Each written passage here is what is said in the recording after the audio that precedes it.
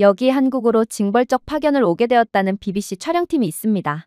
그리고 그들은 자신들이 머물 숙소에 도착하자마자 고성을 지르며 다툼을 벌이고 말았다고 하는데요. 하지만 숙소에서 나온 한국인 여성이 그들에게 첫마디를 땜과 동시에 그들은 모두 경악을 하며 주저앉고 말았고, 이러한 모든 과정이 담긴 그들의 영상은 전 세계로 방송되며 현재 전 세계를 완전히 뒤흔들고 있다고 합니다. 그렇다면 이들이 대체 한국에 대한 어떤 영상을 공개했던 것일까요? 안녕하세요. 저는 영국 출신의 올리버 벤슨이라고 합니다. 저는 BBC에서 수석 기자로 일하고 있는데 저는 그날의 순간을 아직도 생생하게 기억합니다. 야근을 하던 와중 팀장님이 난데없이 충격적인 말을 해오셨거든요. 우리 팀은 한국으로 갈 거야. 그는 마치 일기예보를 발표하듯 단호하게 말했습니다. 물론 나는 가지 않을 거야. 올리버, 내가 책임지고 팀원들을 통솔해. 눈을 깜빡였습니다. 원래 팀장은 책임감 없기로 정평이 나 있는 사람이었지만 갑자기 뜬금없이 제가 팀을 맡아 한국으로 가야 한다니요? 당연히 제 즉각적인 반응은 혼란스러웠습니다. 북한도 아니고 남한이요? 차라리 북한이 낫죠. 북한에 대한 보도를 내보낸다면 최소한 전 세계에 관심을 끌 수는 있을 테고 그건 제게 있어 큰 기회가 될 것이 분명하거든요. 하지만 한국이요? 아무도 저희 영상에 관심을 주지 않을 거예요. 물론 요즘 한국의 콘텐츠가 인기를 끌고 있는 것은 인정하겠지만 그건 그저 콘텐츠일 뿐입니다. 전문적인 언론 취재를 가는 것과는 완전히 별개의 이야기라고요. 농담하는 거죠? 저는 반쯤 웃으며 말했습니다. 제가 무슨 잘못을 했나요? 이건 징벌적 파견이에요. 유럽에도 많은 인상 깊은 국가들이 있는데 왜 하필 한국으로 가라는 건가요? 그러자 팀장은 눈도 깜빡이지 않더군요. 국장님의 지시야. 요즘 한국이라는 국가 자체가 유럽 전역에서 인기 폭발이라고 하더라. 당연히 나 또한 한국은 과대평가되고 있는 국가라고 생각하고 있어. 그리고 우리는 언론사지 빌어먹을 예능 채널이 아니지. 나는 이런 커리어에 전혀 이익이 되지 않는 쓸모없는 파견 따위는 가지 않을 테니 내가 알아서 잘해봐. 억울하면 나보다 먼저 입사하지 그랬어? 저는 그대로 팀장의 따귀를 걷어붙이려다가 가까스로 참았습니다. 저는 책임져야 할 팀원들이 생겨버렸거든요. 몇몇은 한국은 아직도 개고기를 먹는 수준 이하의 국가 아니냐며 자신이 그런 국가로 파견을 가기 위해 힘들게 BBC에 입사를 한 줄 아냐며 맹렬히 따지기도 했지만 저는 그들의 말에 공감을 하면서도 어쩔 수 없이 불만이 있는 모든 팀원들을 달래며 한국 파견을 준비할 뿐이었어요. 그렇게 저희는 인천공항에 도착하게 됩니다. 그리고 저는 이곳에 도착하자마자 인천공항은 제가 알던 공항들과는 완전히 궤를 달리하는 공항이라는 것을 인지하게 되었죠. 그도 그럴 것이 인천공항은 너무나도 조용했어요. 유럽 공항에서는 눈만 돌리면 찾아볼 수 있는 수동적이고 공격적인 직원, 그리고 그러한 직원과 싸우고 있는 공항 이용객들은 적어도 인천에서만큼은 전혀 볼 수가 없었습니다. 이곳에서는 깨끗하고 효율적이며 섬뜩할 정도로 기분 좋은 질서만이 펼쳐지고 있었어요. 그중 가장 충격적이었던 부분은 바로 인천공항에서는 세관 신고서를 찾을 수가 없었다는 것입니다. 영국의 히드로 공항에서는 불친절한 직원이 색종이처럼 공항 이용객들에게 던져대고 있지만 여기 한국에서는 얼굴 인식, 디지털 세관 신고서 등 모든 것이 자동화되어 있었기에 저희 모두는 마치 중요한 출입국 절차를 건너뛴 줄 알고 오두방정을 떨 뿐이었죠. 한국인 직원은 그런 저희의 모습을 보고 분명 저 개발도상국 촌놈들, 요즘은 디지털 시대인 거 몰라? 지금 시대에 누가 빌어먹을 종이를 사용한다는 말이야? 설마 너희 국가에서는 아직도 모든 과정을 수기로 처리하는 거야? 라고 생각했을 게 분명해요. 하지만 한국인 직원은 그저 예의 바르게 웃으며 여기는 한국입니다. 저희는 종이 낭비하는 것을 좋아하지 않아요. 그리고 디지털 시스템을 갖추면 더 정확하고 빠르게 처리할 수 있잖아요. 라고 말할 뿐이었습니다. 그야말로 한국에서의 모든 것은 예상과는 달리 너무나도 순조롭고 평화로웠어요. 하지만 저는 그동안 기자 생활을 허투루 한 것이 아니었어요. 어떤 일이 지나치게 순조롭게 흘러가고 있다고 느껴진다면 반드시 의심을 해봐야 하는 법이거든요. 그리고 아니나 다를까 위기 상황은 얼마 안 가 곧바로 벌어지게 됩니다. 장비 담당자였던 톰이 외마디 비명소리를 질러오기 시작했거든요. 말도 안 돼. 저희의 장비가 도착하지 않았어요. 이건 분명 인천공항 잘못일 거예요. 제 잘못이 아니라고요. 저희는 거의 수억 원에 달하는 카메라 장비들, 그리고 촬영용 고해상도 드론과 마이크, 조명 키트, 백업 서버를 한국으로 챙겨와야 했습니다. 이건 어찌 보면 가장 중요한 과정이라고 해도 과언이 아니었으므로 저는 톰에게 모든 라벨이 잘 붙어 있는지를 3번이나 확인시켰는데 톰은 그때마다 귀찮다는 듯 걱정하지 말라고 대답했거든요. 하지만 결과적으로 저희의 짐은 인천공항으로 도착하지 않은 것입니다. 일단 장비가 없는 저희였기에 촬영은 당연히 물 건너갔어요. 하지만 그건 2번째 일이었죠.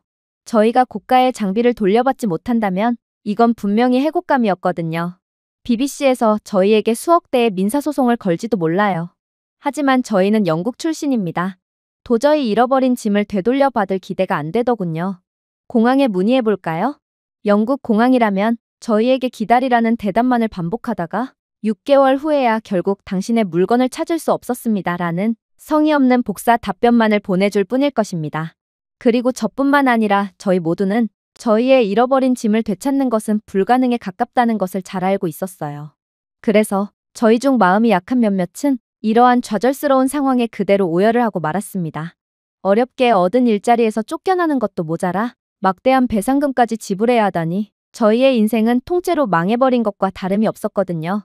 공항 이용객들의 설렘과 행복으로 가득했던 인천공항이지만 저희는 그러한 공항의 분위기를 완전히 초상집으로 만들어버렸어요. 그때 충격적인 일이 벌어지기 시작했습니다.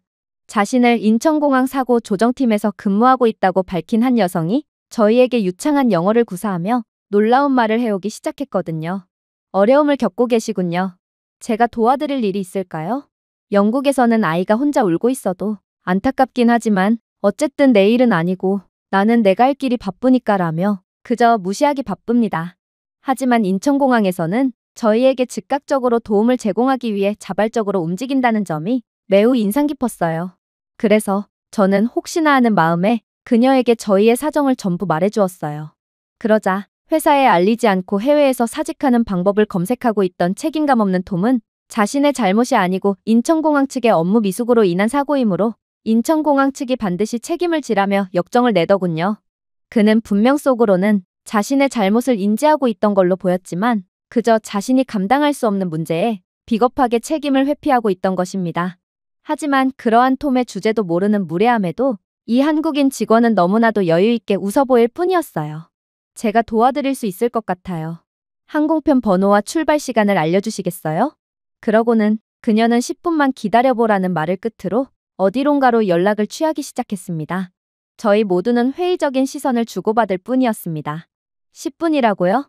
영국에서는 고객 서비스 전화가 평소보다 많은 통화량을 알려주는 자동음성에 연결하는 데 걸리는 시간을 10분이라고 합니다. 끝도 없는 계산줄을 보고도 옆 계산대 직원과 떠들며 태업을 일삼는 마트캐셔가 다시금 자신의 업무에 복귀하는 데 걸리는 시간이 10분이죠. 하지만 한국에서의 10분이라는 시간의 가치는 영국에서와는 완전히 다른 모양이었습니다. 10분도 채 지나지 않아 한국인 직원은 다시 돌아왔어요. 불행 중 다행입니다. 당신의 장비는 잘못된 항공편으로 옮겨지지 않았습니다. 라고 그녀는 침착하게 말했습니다. 아직 히드로 공항 43B 게이트의 안전한 화물칸에 있습니다. 다행히 대한항공 직원이 해당 지점에서 근무 중이므로 당신의 물건은 가장 빠른 편으로 받아볼 수 있을 거예요. 저는 도저히 이해가 가지 않았습니다. 도대체 이런 정보를 어떻게 10분 만에 받아볼 수 있다는 말인가요? 이건 영국이 가진 뒤처진 기술력을 고려한다면 도저히 불가능한 일처럼 보였습니다. 그러나 한국인 직원은 이러한 제 의문의 경악을 금치 못할 대답을 해올 뿐이었죠. 딱히 놀라울 것도 없어요. 인천공항은 전 세계 물류 흐름의 허브이자 세계에서 가장 많은 물류 및 교통이 오가는 공항인 것 아시나요? 그래서 한국은 세계에서 가장 강력한 공항 간 실시간 통신 시스템을 갖추게 되었습니다. 전 세계 공항 최초이자 유일하게 RFID 태그 화물 추적, 위성 위치 추적, 대륙 간 항공사 직원 조정 기능을 통합한 클라우드 기반 플랫폼을 가진 게 바로 인천공항이죠. 솔직히 말씀드리자면 인천공항이 아니었다면 당신의 짐은 영영 찾지 못했을 수도 있어요. 그러나 인천공항은 굳이 따지자면 전 세계 공항 및 항공사와의 관계에서 항상 갑의 위치를 차지하고 있어요. 저희와 교류하지 않는다면 그건 상대 측이 손해인 셈이거든요. 그래서 저희의 수화물 추적 시스템은 다른 국적의 항공사 간 데이터베이스 API를 통해 동기화될 수 있고 당신의 짐을 추적할 수 있었던 것입니다. 파워가 약한 다른 공항이었다면 아예 추적 요청 자체를 거부해버렸겠죠. 한국을 선택한 당신의 결정이 결국 당신을 위기에서 구출해낸 것입니다. 저는 숱한 파견 경험이 있기에 이게 얼마나 말이 안 되는 기술력이자 서비스인지를 잘 알고 있습니다. 저는 수많은 유럽 파견을 다니면서 보안 검색대 직원이 캐리어에 넣어놓은 제 고가의 귀중품들을 훔친 경험을 수도 없이 해봤거든요. 그리고 공항 이용객들을 보호해야 할 공항 직원이 오히려 공항 이용객의 물건을 훔쳤다는 결정적인 증거를 확보했음에도 제 짐을 다시 돌려받기 위해서는 5개월 이상을 기다려야 했습니다. 하지만 한국에서는 세계 최강의 기술력 및 시스템, 그리고 공항 이용객들의 편의를 진정으로 바라는 듯한 진정성 있는 서비스로 저희 모두를 완전히 감동의 도가니로 몰아넣고 있었습니다. 자신은 분명 장비를 정상적으로 실었고 모든 것은 인천공항의 탓이라고 우겨대던 톰은 이젠 아예 미친 척을 하며 아무튼 자신의 잘못은 아니라며 누나를 이리저리 굴릴 뿐이었어요.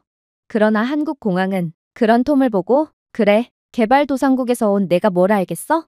그런데 아직 놀라기는 이를걸? 이라고 말해오는 듯한 충격적인 행보를 보이더군요.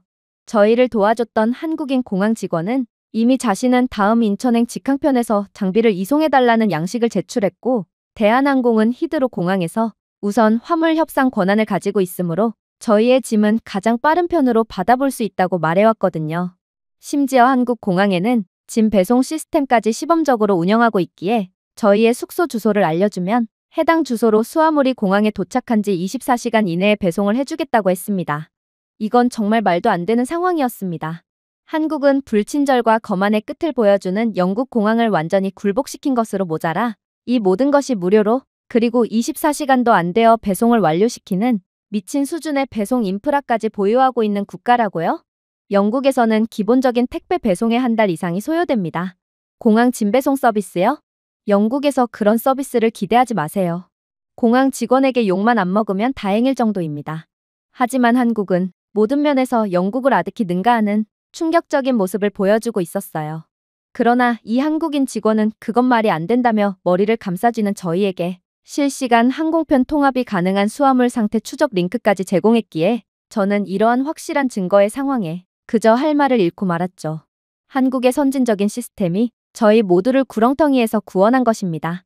심지어 이 추적 링크에는 장비의 비행 경로, 예상 도착 시간까지 전부 계산해 주었기에 아무런 사정고지 없이 집에 불쑥 찾아와서는 집에 없으면 다음날 추가 배송비를 요구하는 터무니없는 영국의 택배 시스템에 익숙해 있던 저희 모두를 완전히 경악시키고 말았습니다.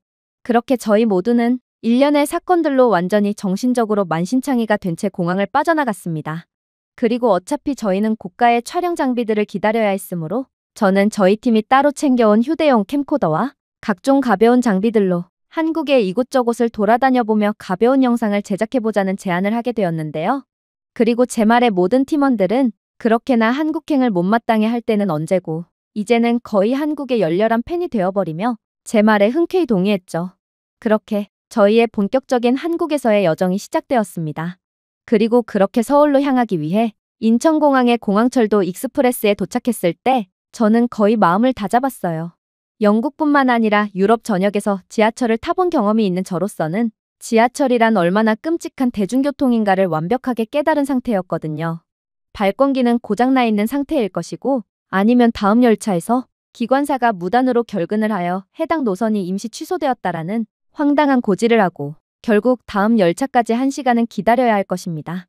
그러나 저희가 그렇게 플랫폼 내부로 진입했을 때 한국은 저희에게 충격적인 모습만을 보여주고 있을 뿐이었어요. 발권기 키오스크 화면은 선명한 색상과 6개 언어의 뚜렷한 인터페이스로 밝혀졌습니다. 영어 설명은 매우 직관적이었기에 저는 버튼을 몇 번 누르면서 곧바로 티켓을 발급받을 수 있었어요. 더 놀라운 점이요? 한국에서는 영국에서 발급받은 외국 카드도 문제없이 작동했다는 것입니다. 같은 유럽권 국가에서조차 이러한 디지털 결제 통합은 거의 이뤄내지 못하고 있어요. 또한 몇몇 유럽 국가들은 아직도 카드 결제 시스템조차 갖추지 못한 경우도 있죠. 그러나 저는 세계에서 가장 빠르고 편리하게 딱딱한 플라스틱으로 된 깨끗한 마그네틱 카드를 받을 수 있었고 이 모습에 저희 팀원들은 제게 환호성을 지르더군요. 역시 팀장님답네요. 그 짧은 찰나에 지하철 티켓 발권 방법을 전부 파악하고 있고 또 진작에 한국에서 결제가 가능한 카드까지 발급받았던 것인가요? 정말 대단해요. 저는 팀원들의 부담스러운 칭찬에 결국 그들에게 사실대로 말해줄 수가 없었습니다. 이 모든 것은 한국이 대단한 것이지 제가 한 일은 아무것도 없다는 것을 말이에요. 하지만 더욱 놀라웠던 점은 지하철 승강장 내부로 진입했을 때의 일이었습니다. 한국의 지하철 승강장은 깨끗할 뿐만 아니라 반짝이고 있었고 선로와 승객을 분리하는 스크린 도어가 있어 뜻하지 않은 사고를 100% 차단하고 있었어요. 사실 영국의 열차에서는 이러한 스크린 도어를 절대로 찾아볼 수 없습니다. 스크린 도어가 없어서 생기는 각종 사고는 지금도 빈번하게 일어나고 있지만 예산 문제로 인해 스크린 도어가 설치될 기미가 전혀 보이지 않죠. 몇몇 승객들은 선로로 자신의 쓰레기를 투척하는 경우도 있기에 이는 시도 때도 없는 열차 지연의 직접적인 원인이 되고 있습니다. 그러나 한국은 애초에 시스템 자체가 그렇게 설계된 건지 아니면 스크린도어 덕분인지는 모르겠지만 플랫폼 내부에 설치된 디지털 디스플레이 오버헤드에 기록된 열차 도착 시간이 정확하게 지켜지고 있었어요. 단 1초의 지연도 없었죠. 톰은 정시에 딱 맞게 도착하는 열차 따위는 세상에 존재하지 않는다며 이러한 한국의 디지털 디스플레이를 믿지 않고 승강장 내부에 비치된 자판기에서 음료수를 뽑고 있었습니다. 심지어 한국은 자판기마저 최첨단인지 다른 한국인들은 이러한 자판기에 카드를 태그하거나 자신의 스마트폰이나 스마트워치를 갖다 댄 것만으로도 음료수에 대한 결제를 완료하고 있었어요. 그러나 영국이라는 기술 불모지에서 온 톰은 카드를 사용해야 하는지 아니면 현금을 사용해야 하는지 몰라 바보같이 우물쭈물하고만 있더군요. 하지만 말씀드렸다시피 한국의 열차는 단 1초의 지연도 없이 정시에 도착했어요. 그래서 톰은 결제를 마치고도 자신의 음료수를 회수할 시간조차 없어서 자신이 주문한 음료수를 버려둔 채 거의 열차 문이 닫히기 직전에 겨우 탑승을 마칠 수 있었죠. 저희 모두는 처음부터 끝까지 밉상인 짐만 골라서 하는 그가 자발적으로 버려지길 바랐지만 아무튼 그는 한국을 무시한 덕분에 호된 신고식을 한 셈이었습니다. 그렇게 저희는 조용한 열차에 탑승해서 계속해서 이동했습니다. 좌석은 마치 새 것처럼 깨끗했고 또 무척이나 넓었어요. 초고속의 무료 와이파이까지 제공되고 있었죠. 심지어 공항철도에는 실시간 객실 온도 제어, 터널 압력 안정화 기능까지 있었기에 저희는 마치 특실에서 이동을 하는 것처럼 극강의 편안함을 느끼며 이동할 수 있었어요. 영국에서는 빈대와 쥐들이 들끓는 더러운 열차가 기본값이고 별도의 방석이나 천조각을 들고 다니지 않으면 좌석에 묻은 각종 오염물질들이 그대로 자신의 바지에 묻어버리고 맙니다. 그러나 한국은 그런 일 따위가 아예 존재하지 않고 존재한 적도 없는 것 같은 모습을 보여주고 있을 뿐이었어요. 심지어 이곳 열차 객실 내부에는 저희의 정확한 위치를 보여주는 실시간 경로 디스플레이가 설치되어 있었을 뿐더러 가장 가까운 환승칸을 알려주기까지 했기에 저는 그저 이러한 최첨단의 초현실적인 열차 수준에 얼이 빠진 채 계속해서 촬영을 이어나갈 뿐이었어요. 과연 저 멀리에 떨어져 있는 한국이라는 국가에서는 이렇듯 21세기를 초월한 선진적인 열차 시스템이 너무나도 당연하게 여겨진다는 사실을 알게 된 영국 및 전 세계 사람들은 어떻게 반응할까요? 저는 순간 차라리 북한으로 보내줬으면 좋겠다는 과거의 오만함을 완전히 반성하게 되었습니다. 하지만 역시나 제 삶의 모토는 틀리지 않았어요. 한국에서 너무 오랫동안 감탄했던 탓일까요? 역시나 삶은 항상 좋은 방향으로만 흘러가진 않았습니다. 예상치 못한 특종감을 발견했다는 만족감도 잠시, 저희는 곧 충격적인 위기 상황을 겪게 되었거든요. 바로 저희의 휴대용 캠코더는 이내 배터리가 다 닳았기 때문입니다. 사실 유럽에서 전자기기의 배터리가 다 닳았다는 건 생각보다 심각한 위기에 처했다는 것을 뜻합니다. 왜냐하면 배터리를 보충할 수 있는 곳을 찾기란 정말 쉽지 않거든요. 영국의 카페는 애초에 콘센트 구멍이 전부 두꺼운 테이프로 막혀 있어요. 전기 도둑을 방지한다는 황당한 이유 때문이죠. 직원에게 팁을 제공한다면 어쩌면 30분 정도는 사용할 수 있을지 모르지만 커피 몇 잔 주문한 걸로는 도저히 콘센트를 사용할 수 없습니다. 전기료가 비싼 유럽에서는 자칫하면 커피를 판매한 것보다 손님들의 전기 이용료가 더욱 비싼 상황에 적자에 직면하게 될 수도 있기 때문이죠. 그러나 이러한 중요한 상황을 촬영하지 못하게 됨에 따른 좌절도 잠시, 팀원 앨리스는 이내 충격적인 말을 해오기 시작하더군요. 잠시만요. 이곳 열차의 좌석을 좀 보세요. 모든 좌석에는 전자기기를 충전을 할 수 있는 별도의 콘센트가 존재해요. 심지어 이 콘센트는 전 세계 모든 플러그 규격을 허용하고 있어요. 영국에서 가져온 충전기도 문제없이 꽂을 수 있다고요. 저는 도저히 이러한 현실을 믿을 수가 없었습니다. 저희가 지불한 공항철도 요금을 고려해 볼 때 객실 내부에서 시원한 에어컨과 더불어 전기까지 사용하게 해준다면 이건 한국 측의 적자로 작용할 것이 분명했어요. 그러니 이건 무슨 숨겨진 속임수가 있는 것이 분명했죠. 영국에서는 식당이나 카페 등에서 콘센트를 개방해뒀다가 휴대폰 배터리 충전 등의 이유로 콘센트를 사용하는 손님들에게 아무런 고지 없이 영수증에 추가 전기요금을 청구하는 경우가 많습니다. QR코드를 사용하는 와이파이요? 무료로 제공하는 척하며 계층형 전기 접속 요금제라며 무단으로 휴대폰 결제로 돈을 빼가죠. 한국도 이런 속임수가 있는 것이 분명해요. 하지만 제가 옆 라인에 앉은 한국인 승객에게 콘센트를 가리키며 콘센트에 대한 전기 사용이 무료인지에 대한 질문을 건네니 이 한국인 승객은 경악을 금치 못할 반응을 보일 뿐이더군요. 이 한국인 중년의 남성은 영어를 잘 못하는지 제 질문을 잘못 이해하고 그저 자신이 가지고 있던 무선 충전 패드를 건네줄 뿐이었거든요. 생전 처음 보는 사람에게 아무런 의심도 없이 자신의 물건을 빌려주는 한국인들의 착한 마음씨를 보니 저는 이 나라에서만큼은 이러한 추잡한 방식으로 돈을 청구하는 속임수 따위는 절대로 존재하지 않을 것임을 확신했어요. 그렇게 저희는 휴대용 캠코더에 대한 충전을 완료하고 계속해서 한국에서의 놀라운 장면들을 촬영하기 시작했습니다. 한국의 놀라운 지하철 인프라, 그리고 한국인들의 배려심 깊은 모습들, 심지어 바보 같은 톰 녀석은 하차를 하다가 그만 자신의 지하철 마그네틱 카드를 떨어뜨리기까지 했는데 그 뒤에 있던 한국인 아이는 톰의 카드를 곧바로 주워준 뒤 미소를 짓더군요. 저는 이러한 한국인들의 착한 모습들까지 전부 다 카메라에 담았습니다. 그리고 이쯤 되자 저희 모두는 한국에서 분명 놀라운 일들이 펼쳐질 거라는 것을 어렴풋이 예상할 수 있었죠. 물론 꼭 저희가 아니더라도 누구나 그것을 예상할 수 있었을 것입니다. 저희가 숙소로 향하면서 저희는 조용하고 녹색이며 의심스러울 정도로 정돈되고 깔끔한 한국의 길거리를 걷게 되었어요.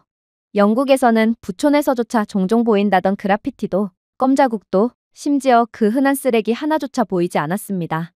공기 중에는 소나무 냄새가 희미하게 풍길 뿐이었죠. 더 놀라웠던 점이요? 한국은 정말로 자신들의 기술력에 자신이 있는 국가인지 쓰레기통마저 최첨단이었다는 것입니다. 길거리에 늘어선 쓰레기통은 쓰레기가 차면 압축하고 또 가득 차면 저절로 밀폐되며 당국에 자동으로 수거 요청을 하고 있었어요. 그리고 조금 찾아보니 한국의 도시들은 실시간으로 쓰레기통 채우기 수준을 모니터링하고 있으며 AI와 연계된 지자체 알고리즘을 통해 수거 경로를 최적화하기까지 하고 있다고 하더라고요.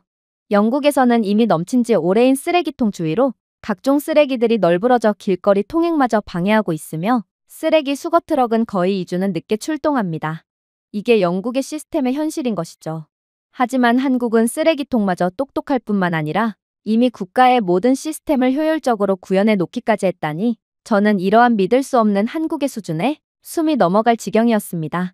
그리고 감탄을 하며 걷다 보니 저희는 어느새 예약했던 숙소에 도착하게 되었어요. 저희는 기와지붕이 있는 목조 건물, 복잡한 격자문, 처마 밑에 은은한 조명 등 매력적인 전통 한옥들로 둘러싸인 조용한 거리에 있었는데 저는 정말로 이곳이 저희의 숙소가 맞는지를 재차 물어봤습니다.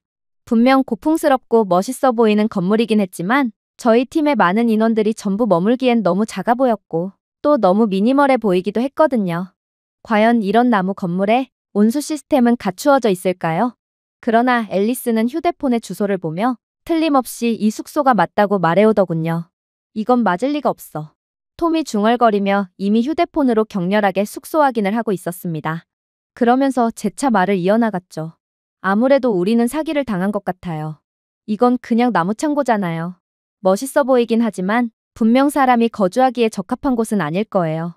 바로 그때 문이 기분 좋은 차인벨 소리와 함께 미끄러져 열렸습니다. 한 젊은 한국 여성이 환하게 웃으며 완벽한 영어로 저희를 맞이하더군요.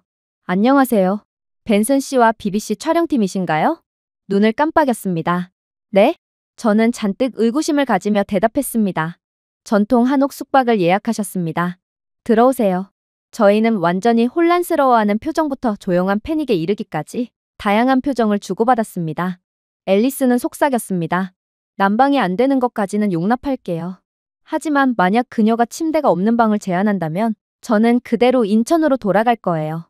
그리고 그녀의 말이 끝나기가 무섭게 앨리스는 곧이어 펼쳐진 상황에 거의 소스라치게 놀라며 한옥을 떠나려고 했어요.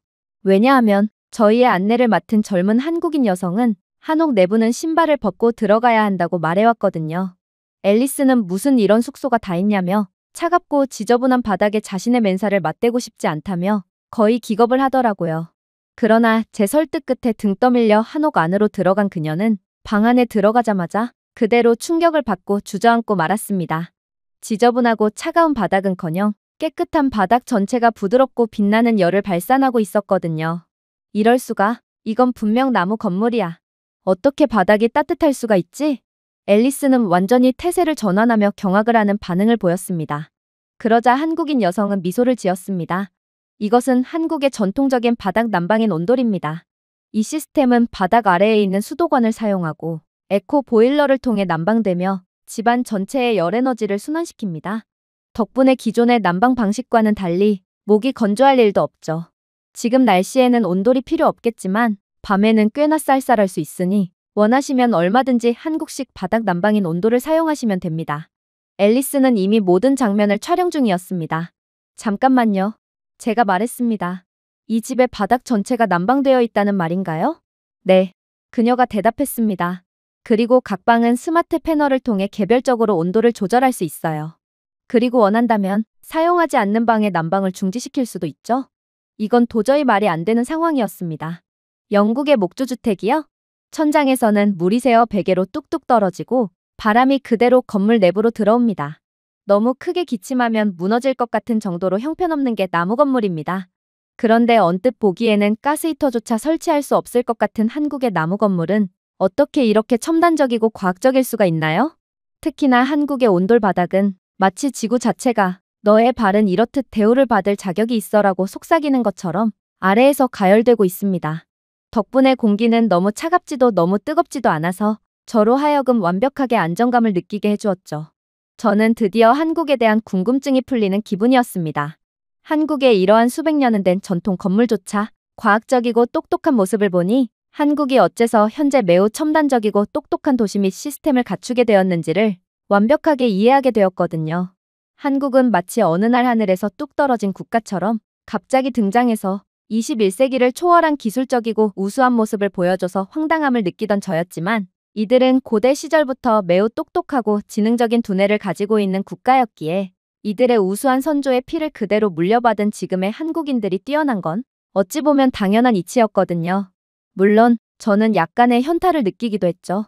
왜냐하면 한국의 수백 년 된 건물조차 영국의 현대 건물보다도 훨씬 우수한 모습을 보여주고 있었고 이 말은 한국은 이미 영국보다 수백 년은 앞서 있다고 봐도 무방했거든요. 영국에 있는 저희 집은 라디에이터가 자신의 기분대로 행동합니다. 라디에이터를 켜면 오히려 집이 추워지는 경우도 있고 거의 사우나처럼 뜨거워지는 경우도 있죠. 그러나 이 한옥은 기본적으로 사람이 살기에 쾌적한 온도를 유지하고 있었고 원한다면 디지털 방식으로 0.1도 이내로 미세하게 조정할 수 있었어요. 지금처럼 일교차가 심할 때에는 이것만큼 효율적인 방식도 없어 보였죠. 무엇보다 흉물스럽고 시끄러운 라디에이터 구조물을 찾아볼 수도 없었기에 저는 조용하고 깔끔한 한옥 내부에 완전히 감탄할 수밖에 없었죠. 하지만 더욱 충격적이었던 점은 따로 있었어요. 한국은 습도가 높은 국가임에도 한옥 내부에서만큼은 어떠한 습기나 곰팡이도 보이지 않았거든요. 그리고 역시나 이 한국인 여성은 제게 놀라운 이야기를 해오기 시작했어요. 눈치채셨군요. 아무래도 영국도 한국처럼 습도가 높은 국가기에 많은 영국 분들이 한옥에서만큼은 어째서 곰팡이나 높은 습도를 느낄 수 없는 거냐고 여쭤보시곤 해요. 그러나 한옥 벽은 문자 그대로 숨을 쉬는 천연 점토인 황토로 만들어졌습니다. 덕분에 습기가 차면 밖으로 나가고 건조하면 집안에서 부드럽게 숨을 내쉬는 것처럼 습기가 들어오죠. 그래서 한옥에서는 습하고 불쾌한 기분을 느낄 일도 없고 또 곰팡이도 없는 거예요. 또한 한옥에서는 기와의 각도조차 바람의 흐름, 빛, 물을 조절하도록 수학적으로 설계되었기에 누수 문제도 전혀 없죠. 이게 바로 저희의 선조분들이 만든 한옥의 과학입니다. 영국에서는 현대에 지은 건물조차도 벽이 숨을 쉬지 않고 곰팡이와 함께 한숨만 쉽니다. 그리고 잊을만 하면 터져 나오는 누수 때문에 누수 아래에 양동이를 놓고 빗물을 받는 건 영국에서는 어렸을 때부터 배우는 기본적인 집안일의 개념이죠. 마치 세탁기를 돌리는 법을 자연스럽게 배우듯이 누수를 막을 양동이를 놓는 것도 기본적으로 배웁니다. 하지만 한국은 수백 년 전부터 그럴 일 자체가 없는 국가였어요.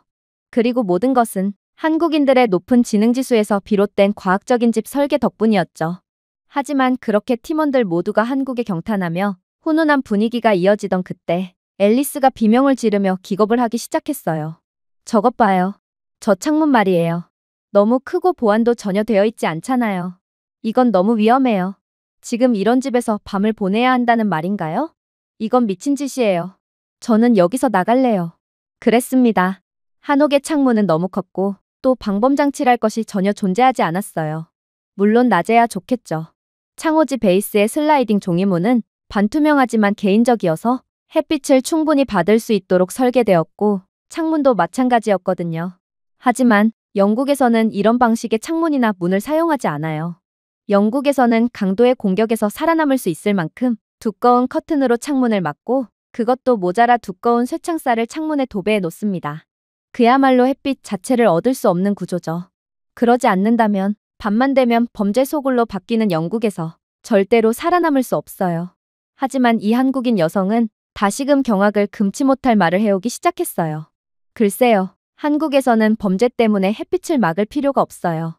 일단 한국은 전 세계에서 범죄율이 가장 낮은 국가일 뿐더러 이미 한옥 건물 골목길에는 의심스러운 행동을 선제적으로 인식하고 당국에 알리는 AI 기반 CCTV가 설치되어 있기에 만약 흉기를 들거나 의심스러운 행동을 하는 사람이 있다면 곧바로 경찰이 출동하거든요.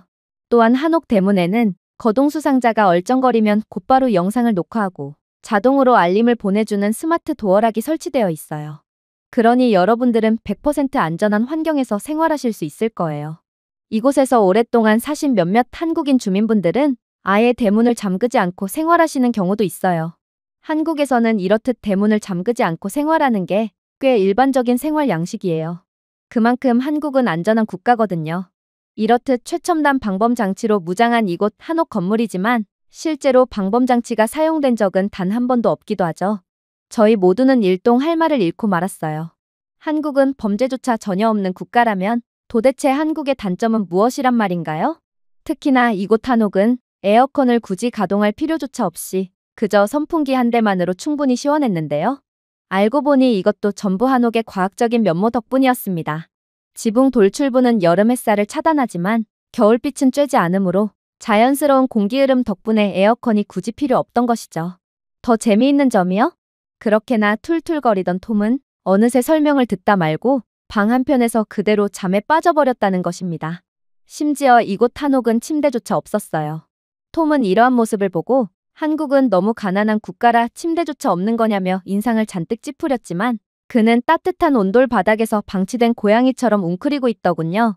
충분히 더울 것 같지만 바닥에 닿지 않는 부분은 시원한 한옥의 공기 흐름과 선풍기가 열기를 식혀주었기에 톰은 거의 마시멜로처럼 녹은 채 코를 있는 대로 골고 있더라고요.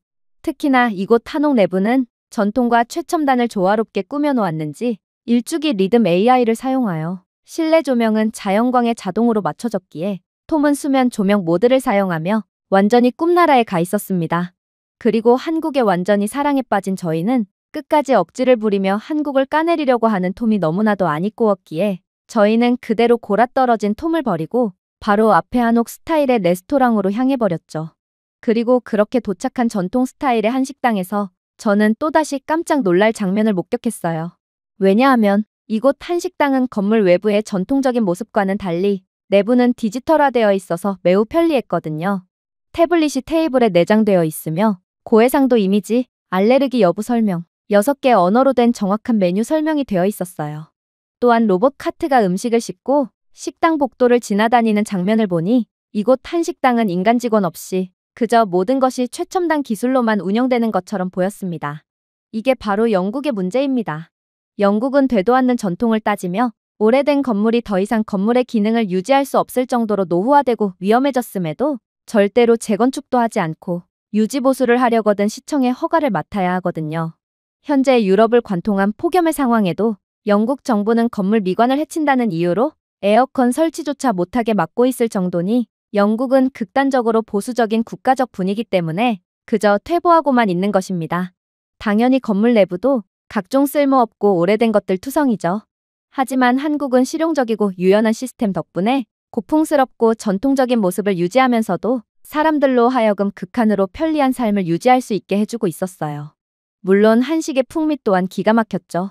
깊은 풍미와 균형 잡힌 양념, 그리고 12가지나 되는 반찬이 무료로 제공되었고, 또 이 수준 높은 반찬들을 무제한으로 리필할 수 있게 되어 있었어요.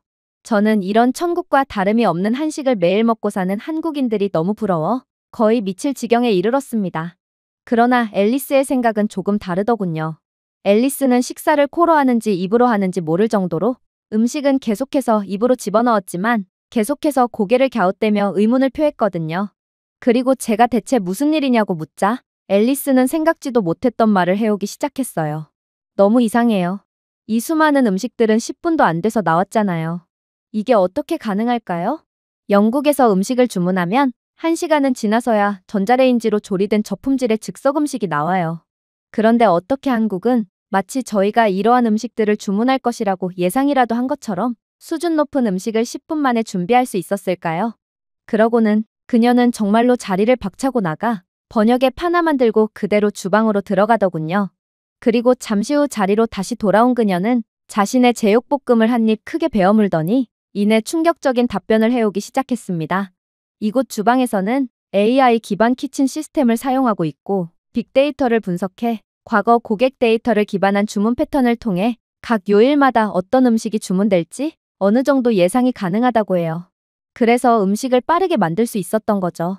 심지어 이곳 한식당은 RFID를 사용하여 실시간으로 재고를 추적하여 음식물 쓰레기를 최소화하고 있기까지 하다고 하네요. 도대체 한국의 정체는 무엇일까요? 이곳 식당은 대형 식당도 아님에도 어떻게 고풍스러운 건물 외부 및 인테리어와는 차원이 다른 최첨단의 시스템을 전부 구비해놓고 있을 수가 있냐는 말이에요. 저는 이젠 한국에 대해 놀라기도 지쳐 그대로 고개를 푹 숙일 뿐이었습니다. 지금껏 한국이 보여준 다양한 놀라운 모습에 비한다면 개발도상국 수준의 제 조국의 열악한 모습이 떠올라 그저 비통한 마음만 들었거든요. 물론 그렇게나 비통한 마음은 한식의 풍미 앞에 그대로 3초 만에 사라지고 저 또한 앨리스처럼 그대로 앞에 놓인 한식에 집중하게 되었지만 말입니다. 하지만 그렇게 정신없이 한식을 먹고 있을 무렵 갑자기 옆 테이블에서 저를 지켜보고 있던 중년의 한국인 남성 한 명이 제게 성큼성큼 다가오기 시작했어요. 그러면서 난데없이 제 숟가락을 뺏어버리더라고요. 저는 이러한 다소 뜬금없는 상황에 그가 저를 해하려고 하는 건가 싶어 약간의 긴장감을 느꼈습니다. 그리고 팀원들 또한 이 한국인 남성의 돌발 상황에 그대로 얼어붙고 말았어요.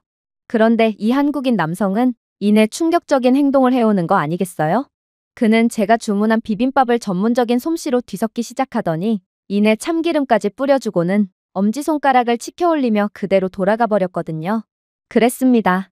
저는 비빔밥을 야채와 맨밥, 고추장을 따로따로 먹어야 하는 줄 알았지만 비빔밥은 모든 재료를 비빈 후에 먹는 음식이었고 이 남성은 비빔밥을 먹는 방법을 전혀 몰랐던 제게 호의를 베풀어줬던 거였어요. 개인주의 문화가 팽배해 있는 영국에서는 외국인이 잘못된 방식으로 음식을 먹고 있으면 도와주기는커녕 오히려 조롱을 하며 원시인이라고 놀리며 동영상을 찍었을 것입니다. 저는 어디선가 경제적으로 부유한 선진국일수록 개인주의 문화를 가졌을 확률이 높다는 통계를 본 적이 있는데 한국은 그러한 통계를 완전히 박살내는 유일한 국가였어요. 무척이나 잘 사는 국가지만 사람들끼리의 배려심과 사랑은 아직도 살아 숨쉬는 국가였죠. 그렇게 저희는 모든 식사를 끝냈습니다. 저희가 남긴 빈 접시는 마치 들깨가 한번 훑고 가기라도 한 것처럼 깨끗하다 못해 거의 혀로 설거지를 한 수준이었어요. 물론 저희는 결제를 하기 위해 직원을 기다릴 필요도 없었어요. 저희는 진작에 테이블에 내장된 태블릿을 통해 주문을 하면서 결제까지 완료해버렸거든요. 영국에서는 계산을 하기 위해 10분간 직원을 기다린 뒤 몇 분간 카드 결제를 시도하다가 결국 기계 오류로 인해 현금으로 결제를 하고 나와야 합니다. 그러나 한국에서는 영국에서 발급된 외국 카드로도 1초 만에 결제가 가능했어요. 그렇게 저희는 식당 카운터에 놓인 박하사탕을 집어먹고 입냄새까지 말끔히 제거한 다음 다시금 한국에서의 취재를 시작했습니다. 식당 5분 거리에는 거대한 규모의 작은 공원이 있었습니다. 나무 몇 그루, 구불구불한 길, 연못, 그리고 한국인들은 그곳에서 자신들만의 평화로운 여가 시간을 보내고 있었어요. 그런데 그새 잠에서 깨어나 저희와 합류한 톰이 난데없이 외마디 비명소리를 지르기 시작하는 거 아니겠어요? 저게 대체 뭐야? 저 노인, 지금 벤치를 해킹하고 있는 거야? 그가 가리킨 곳을 바라보았을 때 정말로 한 노인이 벤치에 내장된 USB에 자신의 스마트폰을 연결하고 있었어요. 그리고 제가 이러한 이해할 수 없는 상황의 노인에게 질문을 건네자 한국인 노인은 서툴지만 꽤나 명확한 영어를 구사하며 충격적인 말을 해오기 시작하더군요. 이 벤치는 한국이 자체 기술로 개발한 복합 목재로 만들어졌어요. 낮에는 태양광을 통해 전력을 충전하기에 모든 사람들은 이곳 벤치에서 전자기기를 충전할 수 있죠. 영국에서는 벤치 등의 공공장소에서의 특정 종교 단체에 묻지마 폭발물 사건이 종종 벌어지고 있습니다. 하지만 한국의 공공장소는 말 그대로 전 국민이 한국이 개발한 기술력에 수혜를 입으며 지친 심신을 편히 쉬는 천국 같은 공간이었습니다. 그런데 더욱 놀라운 점이 무엇인지 아세요? 이렇듯 스마트폰을 무료로 충전할 수 있는 벤치는 이곳 공원에 여러 대 존재하고 있었는데 몇몇 벤치는 사람은 온데간데 없이 충전 중인 스마트폰만 덜렁 놓여있는 경우도 많았다는 것입니다. 그럼에도 한국인들은 이 홀로 남겨진 스마트폰을 절대로 훔쳐가지 않았어요. 심지어 한국인들은 전부 부자인지 홀로 자리를 지키고 있는 스마트폰들은 전부 고가의 스마트폰이었음에도 말입니다. 영국이었다면 스마트폰은 물론이거니와 이 똑똑한 벤치마저 그대로 뜯어가 버렸을 것이 분명합니다. 하지만 한국에서만큼은 절대로 일어나선 안 되는 일들이 계속해서 일어나고 있었어요. 그리고 저희는 사실만을 취재하는 기자들이었지만 과연 이 모습을 전 세계인들이 믿어주긴 할까? 하는 의문을 가진 채 일단 이러한 한국의 모습들을 그대로 취재할 뿐이었죠. 그러나 이곳 공원에서의 충격적인 점은 이뿐만이 아니었어요. 놀랍게도 이곳 공원에서는 초고속 와이파이가 무료로 제공되고 있었거든요. 이런 공원에서마저 와이파이가 제공된다고요? 이건 말도 안 되는 상황이었기에 저는 이건 분명 영국에서 흔하게 볼 수 있는 해킹 와이파이라고 생각하게 되었습니다. 하지만 앨리스는 이러한 제 현실 부정을 완전히 산산조각내는 놀라운 말을 해오기 시작하더군요. 팀장님, 이건 해킹 와이파이가 아니에요. 한국에서 와이파이는 이곳 공원뿐만 아니라 식당이나 길거리 등 어디에서나 제공되고 있어요.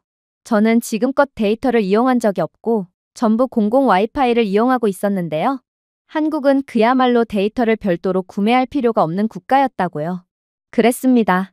한국은 5G를 전 세계 최초로 상용화했고 와이파이 보급률이 전 세계 1위인 국가로 영국에서는 런던을 조금 벗어나도 와이파이를 거의 사용할 수 없는 것과는 달리 한국에서는 산골짜기 시골 마을에서조차 손쉽게 공공 와이파이를 찾아볼 수 있는 IT 인프라 선진국이라고 하더군요. 영국인들은 와이파이를 사용하기 위해 비싼 카페를 찾아 들어가야 하지만 한국에서는 공원에서조차 초고속의 와이파이를 무료로 사용할 수 있기에 한국인들은 이렇듯 무지막지한 인프라를 기반으로 한국을 세계 최고의 기술 강국으로 만들 수 있었다는 생각이 들기도 했어요. 물론 그 외에도 한국에는 영국에서 평생을 살아온 저로서는 도저히 이해가 안 가는 모습들이 지천에 널려 있었어요. 근처에는 자체 물을 공급하는 화단이 안개에 뒤덮여 있었고 이곳에는 무료 식수대까지 존재했기에 러닝을 하던 한국의 시민들은 식수대에서 목을 축이기도 했죠. 또 공공 샤워실은 어떻고요? 공원 내부에는 운동을 하고 땀을 흘린 사람들을 위해 공공 샤워실을 구비해 놓았는데 이곳 샤워실에는 뜨거운 온수가 콸콸 쏟아져 나왔으며 심지어 샴푸와 바디워시도 무료로 제공되고 있었어요. 놀라운 건 영국이었다면 샴푸와 바디워시를 진작에 훔쳐간 것은 물론이고 수도요금이 비싼 영국의 특성상 사람들은 자신들의 물탱크 차량을 가져와 모든 물을 그대로 훔쳐가 버렸을 것입니다. 실제로 런던에 공공 샤워실이 생긴 적이 있었는데 시민들은 새벽마다 와서 물을 잔뜩 훔쳐댔으며 급기야한 갱단이 샤워 시설을 무단으로 점거하며 물을 물탱크에 담아 판매하고 샤워실 이용 요금까지 불법적으로 받아 챙긴 뒤부터 그대로 샤워시설이 폐쇄되고 말았어요. 그 뒤로 영국인들은 자신들은 어떠한 편의 인프라도 유지할 수 없다는 것을 인지하고 전국적인 좌절의 분위기가 팽배해졌죠. 그러나 한국에서만큼은 이러한 공공 샤워실이 놀랍도록 원활하게 운영되고 있었고 이는 한국인들은 시민의식에서조차 영국을 아득히 상회하고 있다는 뜻이었습니다. 영국에서는 작정하고 밀어붙인 정책도 시민의식의 부재로 실패하고 말지만 한국에서는 평범한 지역의 평범한 공원에서의 무료시설마저 완벽하게 운영되고 있었거든요.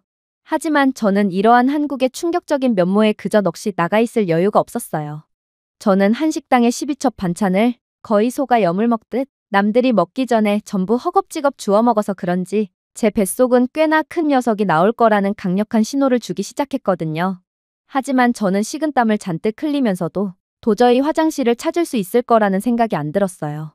당연했죠. 영국에서는 유료 화장실조차 거의 찾아볼 수가 없어서 그저 풀숲에 몰래 해결하는 것이 비공식적인 화장실로 여겨지거든요. 하지만 이렇듯 수많은 팀원들로 가득한 곳에서 어떻게 몰래 볼 일을 처리하고 올 수가 있을까요? 하지만 제 괄약근은 점점 힘을 다해갔고 저는 금방이라도 모든 것을 바지 속에 그대로 배출하고 산의 왕따가 되기 직전이었습니다. 그런데 그때 예상치도 못한 상황이 펼쳐지기 시작했어요. 한 한국인 남성이 저를 유심히 쳐다보더니 이내 유창한 영어를 구사하며 제게 놀라운 말을 건네오기 시작했거든요. 안색이 많이 안 좋으시네요. 혹시 화장실이 급한 건가요? 아니, 그가 독심술이라도 썼다는 말인가요? 어떻게 제가 화장실이 급한 것을 알았을까요?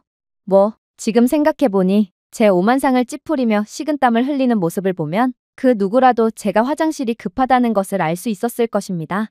다만 개인주의적인 팀원들은 그런 저를 책임지기 귀찮아서 모르는 척 했을 뿐이었을 테죠.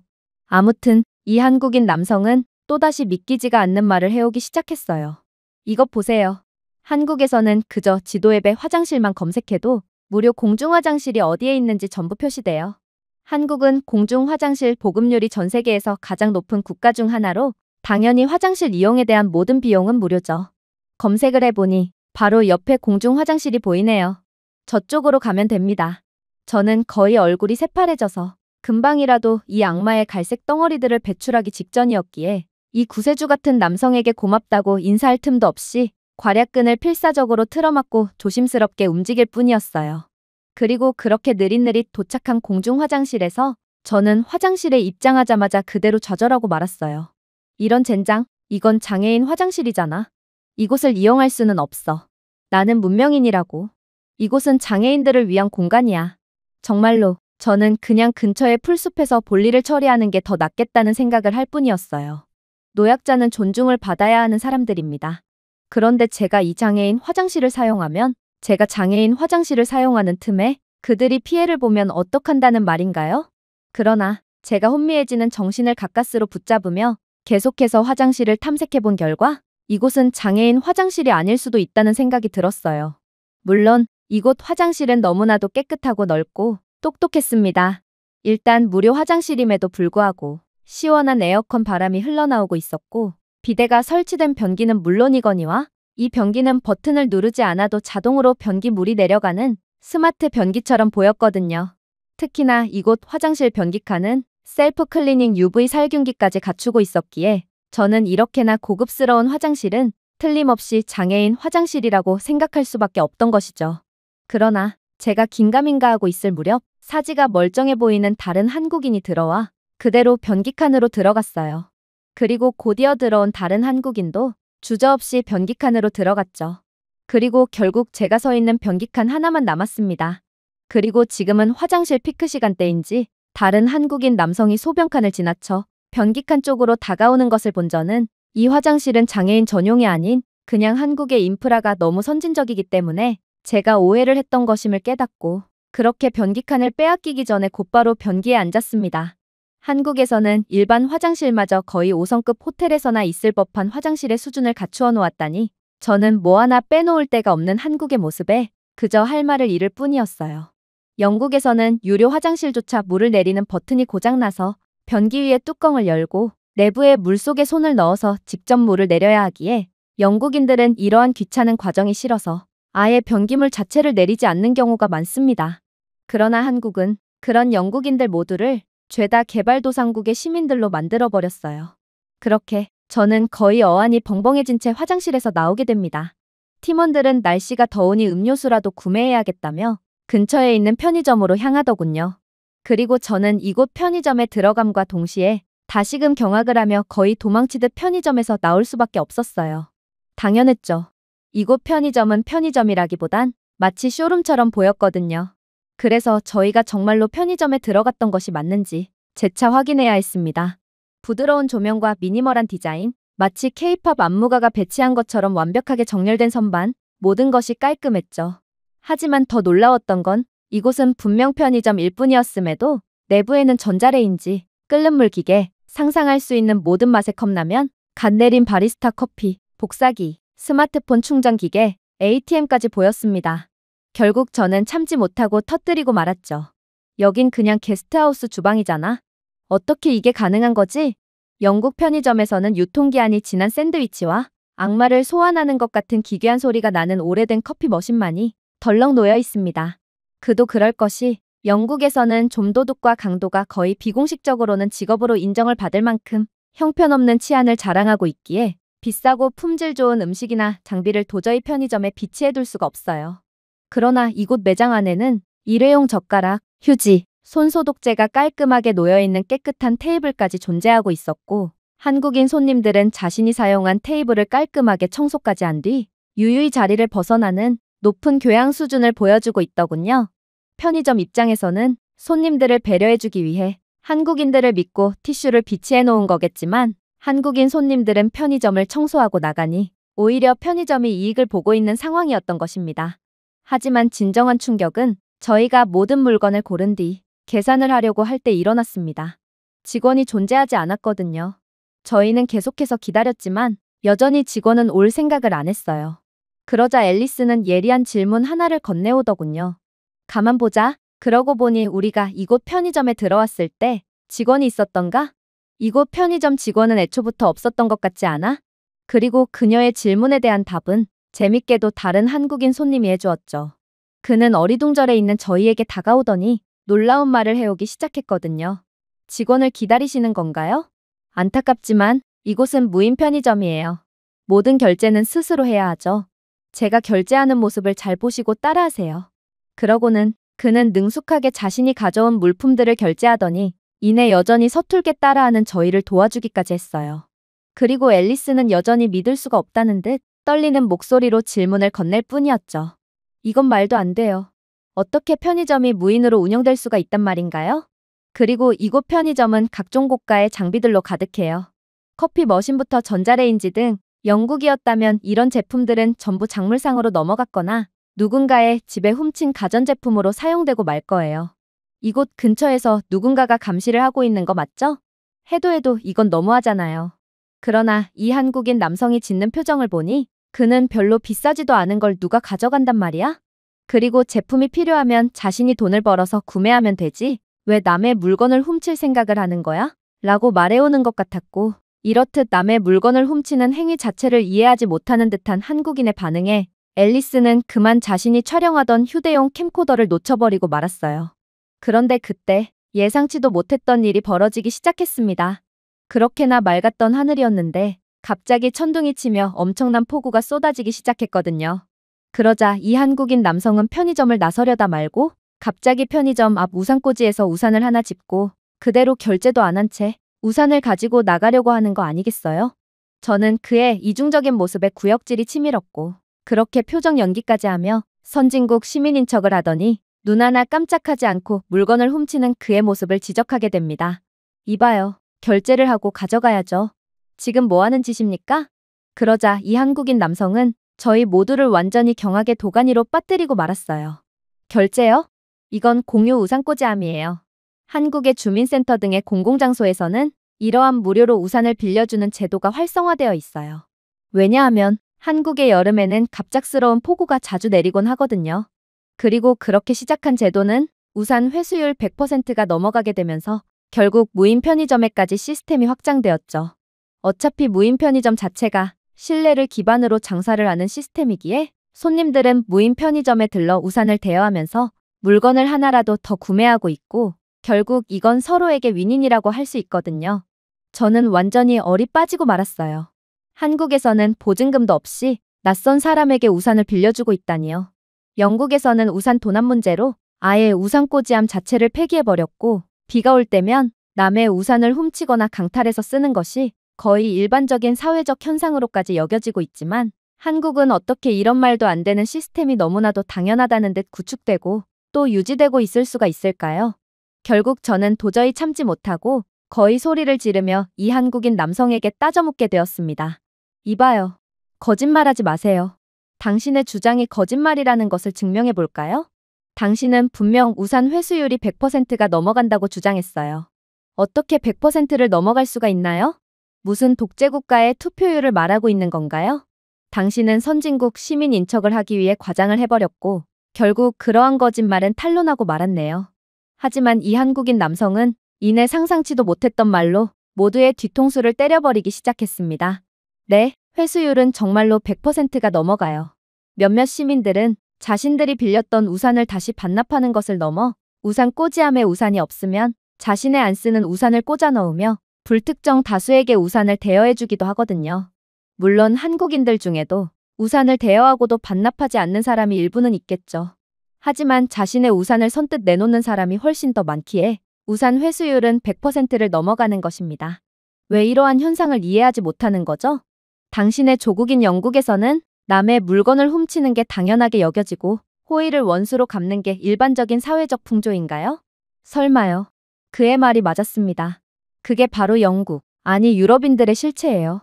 선진국인 척, 교양 있는 척을 하지만 속내는 누구보다 개인주의적이고 남을 절대로 생각하지 않죠.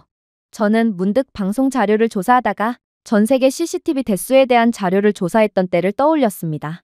그리고 한국에서의 CCTV 대수보다 영국에서의 CCTV 대수가 훨씬 많은 것으로 집계되었고 서울에서보다 런던에서의 CCTV가 훨씬 더 많은 것으로 조사되었던 자료를 기억해냈어요. 하지만 어떻게 실제의 치안 수준은 정반대일 수가 있단 말인가요? 저는 그동안 CCTV야말로 치안력을 판단하는 데 결정적인 요소라고 믿었고 남을 감시하는 사람들이 많을수록 사회는 더 안전하고 원활하게 돌아간다고 믿었습니다. 그러나 제 한국에서의 경험은 한국인들은 CCTV가 있든 없든 인간으로서의 도리를 잊지 않는 것을 보니 높은 시민의식이야말로 사회를 풍요롭고 아름답게 유지시키는데 그 무엇보다 중요하다는 것을 깨달을 수밖에 없었어요. 그렇게 우산을 빌린 뒤 힘없이 편의점을 나오면서 저희는 무인으로 운영되고 있는 붕어빵 노점까지 보게 됩니다. 인쇄된 종이에 글자를 번역해보니 금액은 돈통에 넣어달라는 문구가 적혀져 있더군요. 지금 저희 모두는 이러한 말도 안 되는 시스템이 한국에서는 너무나도 일상적이고 평범할 뿐이라는 것을 완벽하게 이해한 상태였습니다. 그리고 저희는 이런 신뢰에 기반한 아름다운 사회가 계속해서 유지될 수 있는 한국의 모습에 절로 박수를 보낼 수밖에 없었죠. 그리고 이제는 톰조차 이러한 한국의 아름다운 모습을 계속해서 촬영하며 자신이 품었던 한국에 대한 의심과 무례한 짓들을 속죄하고 있었어요. 그렇게 저희는 이동을 계속했습니다. 한국인 남성이 일러준 대로 이 폭우는 금방 진정됐고 저희는 다시금 촬영을 이어나갈 수 있었습니다. 하지만 한국의 안전한 분위기에 너무 긴장이 풀어졌던 탓일까? 저희는 이번 촬영 전체를 완전히 망치는 충격적인 실수를 하고 말았어요. 톰은 길거리 근처에서 배경 영상으로 사용하기 위한 삼각대를 설치하다가 동시에 근처에서 드론 영상을 찍기 위해 잠시 자리를 벗어났다고 했습니다. 그리고 돌아와 보니 저희의 지금까지의 한국에서의 모든 영상이 담긴 카메라와 삼각대가 사라진 상태였다고 하더라고요. 당연히 만약 영국에서였다면 톰은 이런 어처구니 없는 실수를 하진 않았을 것입니다. 저는 영국 BBC 기자기에 누구보다 잘 알고 있어요. 영국에는 이러한 촬영팀을 전문적으로 미행하며 촬영을 위해 고가의 촬영 장비를 집어드는 순간 습격을 해서 장비들을 모조리 강탈하는 전문적인 팀까지 존재하는 상황이라는 것을 말입니다. 그러니 영국에서 촬영을 할 때는 아무리 간단한 촬영이라도 2인 1조로 움직이는 건 필수가 아닌 거의 상식이죠. 하지만 톰은 한국을 믿었고 저희도 이젠 그러한 톰의 결정을 이해할 수 있을 것 같았기에 아무도 톰을 질책할 수가 없었어요. 그리고 톰은 아까 전에 모든 잘못을 한국으로 넘기는 치졸한 짓을 했던 건 기억도 안 나는지 이젠 그 자리에 주저앉아 오열을 하기 시작하더군요. 그는 저희 팀이 힘들게 찍은 자료가 전부 날아간 것 때문에 슬픈 것이 아닌 원체 사람을 안 믿는 그가 유일하게 믿은 게 한국이었는데 믿자마자 뒤통수를 맞은 상황에 엄청난 배신감과 슬픔을 느끼는 모양이었습니다. 하지만 그때 제 눈에 한 시설이 눈에 띄기 시작했어요. 그건 바로 경찰서였어요. 그리고 저는 혹시나 하는 마음에 경찰서로 향하게 되었습니다. 그리고 저는 이곳 경찰서에 들어가자마자 경악을 금치 못할 경험을 하게 됩니다.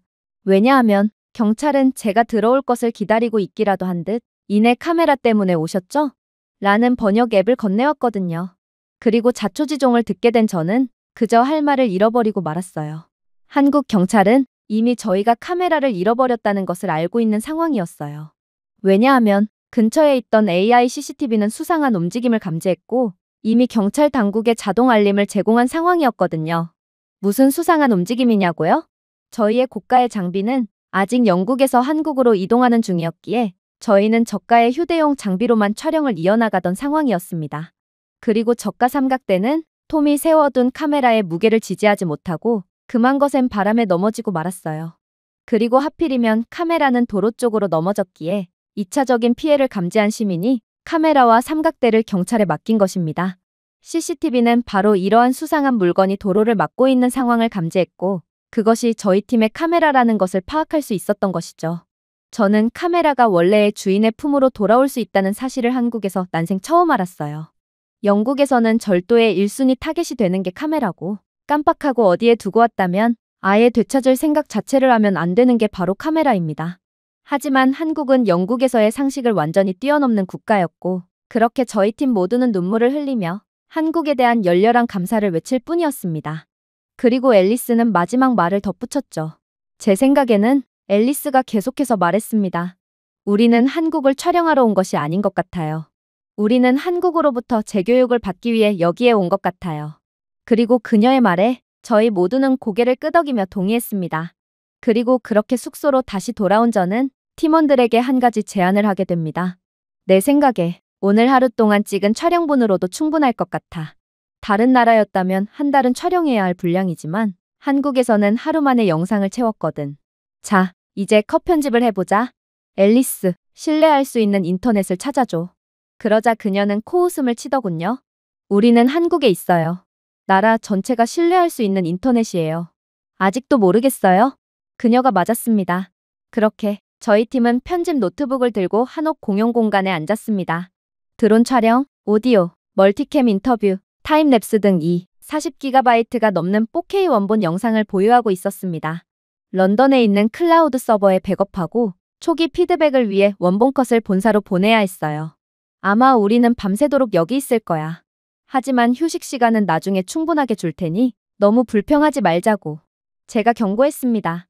하지만 뭔가 이상했습니다. 업로드 인터페이스를 열었습니다. 폴더를 선택했습니다. 그리고 업로드를 클릭했죠. 그러자 진행 막대가 잠깐 깜빡이더니 곧바로 사라지더군요. 충돌한 건가? 앨리스가 물었습니다. 저는 눈을 깜빡였습니다. 아니, 끝났어. 업로드 전부가 말이야. 그랬습니다. 한국의 인터넷은 단순히 빠른 것이 아니었습니다. 전 세계 모든 국가들의 인터넷 인프라를 굴욕적으로 만들 만큼 엄청난 속도였습니다. 저는 영국에 있는 저희 집에서 2기가 프로젝트를 방송사 서버에 업로드하는데 3시간을 보낸 적이 있습니다. 전송이 3번 실패하고 파일이 손상되어 결국 2개의 카운티를 통해 USB 스틱으로 영상을 전송해야 했죠. 한국에서는 주전자를 끓이기 전에 반지의 제왕 3부작 전체를 4K로 업로드할 수 있습니다. 그렇게 저희는 BBC 본사가 저희에게 답장을 보내기를 기다렸습니다. 그리고 다음 몇 시간 동안 이어진 것은 예상치 못한 이메일들이었죠. 올해 우리 채널이 본 어느 것보다 충격적이네요. 어떻게 그렇게 빠르고 방해 없이 공중드론 촬영을 완료할 수 있었나요? 왜 배경소음이 없나요? 왜 이렇게 조용하냐는 말입니다. 이거 더빙된 거 아닌가요? 조작 영상이 분명해요. 당신 팀이 보낸 영상은 전부 일어날 수 없는 일들 투성이잖아요. 이해합니다. 한국은 영국이 이해하기엔 너무나도 머나먼 경지에 있는 국가였거든요. 그러면서 BBC 본사는 결국 충격적인 결정을 내리더군요. 이 영상은 너무 좋습니다.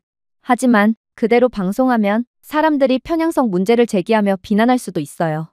솔직히 당신 팀이 봐도 한국에서 일어난 일들은 도저히 말이 안 된다는 것을 인정할 수 있을 거예요. 그러니 조금 더 편집합시다. 주변 소음을 조금 더 추가하고 한국을 조금 더 위험하고 안전하지 않은 국가로 보이게끔 음향과 각종 장치들로 연출해보세요. 하지만 저는 그 요청을 거절했고 만약 BBC가 사실을 공정하게 방영하지 않는다면 저는 무슨 수를 써서라도 한국에서 일어난 사실들을 전 세계에 알리겠다고 선언했습니다. 그게 바로 제가 한국에서 진 빚을 갚는 길처럼 보였거든요. 그리고 그 영상은 목요일 밤에 방영되었습니다. 황금 시간대였죠. 결과요? 그야말로 경악이었죠. 이젠 전 세계 모든 사람들이 한국을 보고 배우고 반성하며 한국을 존경하게 될 것입니다. 이젠 서구 중심의 판단과 가치관, 시스템에서 한국이 주도하는 시스템으로 완전히 판도가 뒤바뀔 거예요. 그리고 저는 그러한 모습을 보며 경외심 반, 부러움 반의 감정으로 한숨을 내쉴 뿐이었습니다. 제가 준비해온 내용은 여기까지입니다. 끝까지 시청해주셔서 진심으로 감사드리며 여러분들의 구독과 좋아요, 알림 설정은 영상 제작에 큰 힘이 됩니다. 이상 세모튜브였습니다.